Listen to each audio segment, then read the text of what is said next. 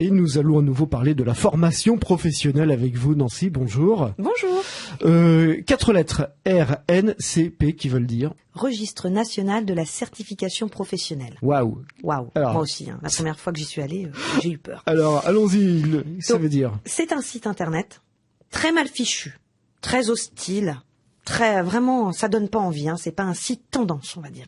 Mais c'est la Bible et c'est la meilleure arme pour élaguer le choix des formations.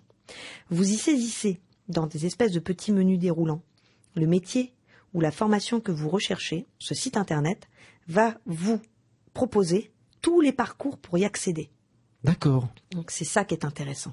C'est-à-dire qu'on va vous décliner le parcours classique, le parcours universitaire, mais aussi les VAE, les VES, etc.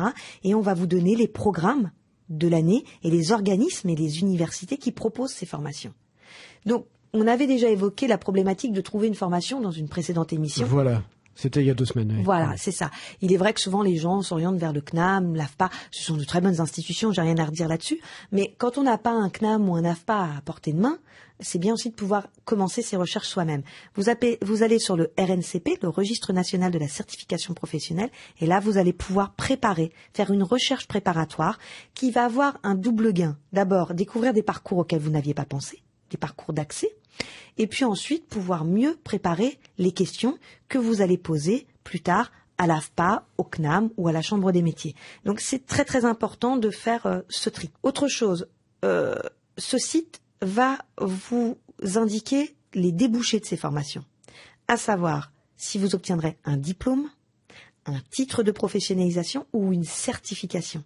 C'est pas du tout la même chose. Un diplôme n'est obtenu que par les établissements rattachés à l'éducation. Voilà. C'est ça. Rattachés à l'éducation nationale. D'accord. D'accord. Oui. Un titre de professionnalisation, c'est ce qui va être donné par l'AFPA. Et une certification professionnelle, c'est ce qui va être donné, entre autres, par le CNAM et d'autres établissements, peu importe.